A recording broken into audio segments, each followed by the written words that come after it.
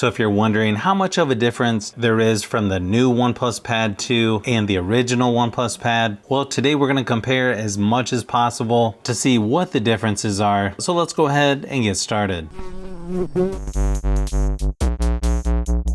The price on the new OnePlus Pad 2 has went up a little bit from the previous one at $549, but it's also a little bigger, so that might be part of the price increase. I believe the original OnePlus Pad was $479. Now, supposedly you've got 128 or 256 gigabytes of storage for both tablets, but currently in the United States, 256 gigabytes is the only version available for the OnePlus Pad 2. But keep in mind, there's usually trade-in deals and other things included, like I got the folio case with the OnePlus Pad 2. You can also get the keyboard cases cheaper if you bundle them as well. The original OnePlus Pad has an 11.61 inch display with 2000 by 2800 resolution. The new version is a little larger at 12.1 inches with 2120 by 3000 resolution. Both are IPS LCD displays with up to 144 Hz refresh rate. The brightness on the OnePlus Pad 2 is now 600 nits, where the original is 500. When you put them next to each other, they're actually going to look very similar. I mean, the OnePlus Pad 2 might be just a tad brighter, but as far as screen quality goes, you can't really go wrong with either one. And I feel like they're really close on contrast, viewing angles. You just get a little bit better brightness with the OnePlus Pad 2. Now, battery life is one area where the original tablet has the advantage, lasting about 8 hours in my typical battery drain test at 100% screen brightness versus only 6.5 hours on the new OnePlus Pad 2. Keep in mind though, the new tablet has a brighter screen, so it might be a little closer at the same screen brightness. Nice thing is you've got 67 watt fast charging, which is quite a bit better than most other tablets that I've tested. So overall, pretty nice battery life for both, but obviously if you want the tablet with better battery life, you'll want to go with the original OnePlus Pad.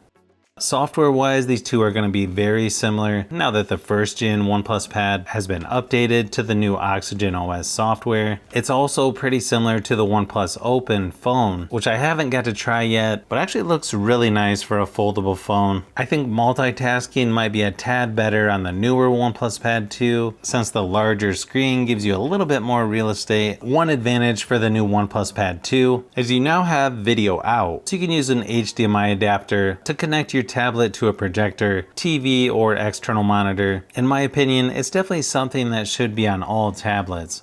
I think the keyboard case that I got with the OnePlus Pad 2 is not quite as stable as the first gen keyboard. I'm guessing they want it to look more like a Surface Pro, but the older style is definitely more sturdy if you want to put the keyboard on your lap. So just keep that in mind on the newer keyboard. More than likely, you'll have to use a countertop or table to keep things a little more stable.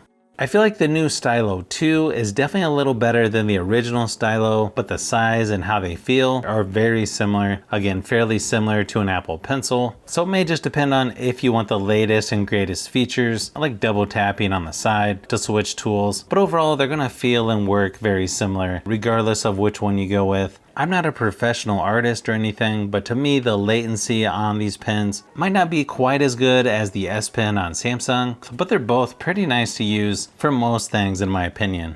Now, when it comes to performance, supposedly there is an 8GB version of the OnePlus Pad 2, but in the United States, we only have the 12GB version, which I'm okay with. As far as processors go, you get the MediaTek Dimensity 9000 and the original OnePlus Pad versus a Snapdragon 8 Gen 3 processor and the new OnePlus Pad 2. You can also put both tablets in a high performance mode so you get better performance. Just keep in mind though, battery life is definitely going to take a hit when doing that. I thought the original OnePlus Pad had pretty good performance for the price, but yeah, the new OnePlus Pad 2 takes it to another level, as you can see here by the benchmark scores. Obviously, depending on what types of stuff you'll need to do, I feel like you can't go wrong with either one when it comes to performance. They're also both good for playing games like PUBG Mobile or Asphalt Legends Ultimate, but if you really need the tablet with better performance and better gaming, you'll want to go with the newer OnePlus Pad 2. Now when it comes to the speakers, I thought the original OnePlus Pad sounded really good compared to other tablets that I've tested, but now with the OnePlus Pad 2, they've added a couple more speakers for a total of 6. The weird thing is the original OnePlus Pad actually sounds a little louder than the new OnePlus Pad 2, even though it has 2 less speakers. I do think the OnePlus Pad 2 might have a little bit better bass though, but I don't think you can go wrong with either one. Here's a quick sample of each just to give you an idea of what they sound like. But I've known you too long, it hurts to watch your blue eyes fade to gray as you fade away. But I've known you too long, it hurts to watch your blue eyes fade to gray as you fade away. As you fade away. As you fade away,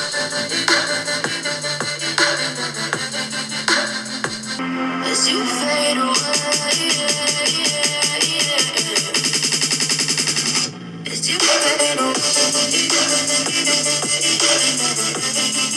As far as cameras go, you've got a 13 megapixel rear facing on both tablets, 8 megapixel on the front for both. So same resolution on the front and back, and the quality of photos and video are going to be somewhat similar between the two as well. I feel like the large bump on the back for the camera just sticks out a little bit too much for my liking, and it makes the tablet rock back and forth too much. But here's a quick sample of each just to give you an idea of what to expect from each tablet.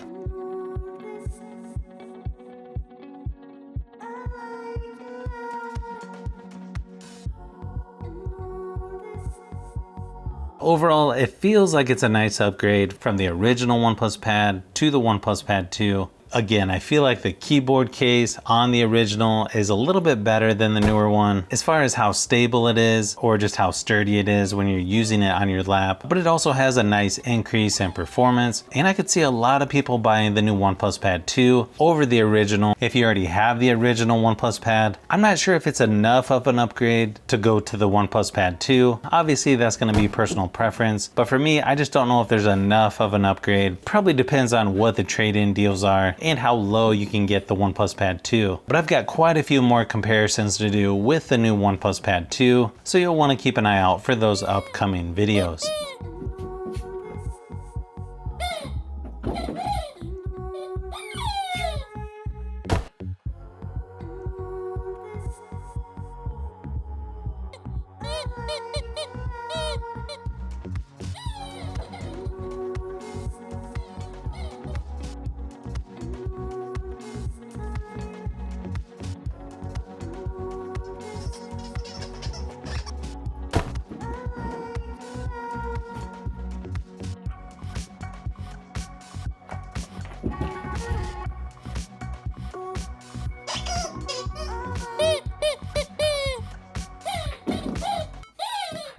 So if you've made it this far into the video, you may want to say thanks by subscribing, and don't forget to give a thumbs up if this video was helpful. This is Brian from Fishbee Productions. Thanks for watching, and I'll see you on the next one.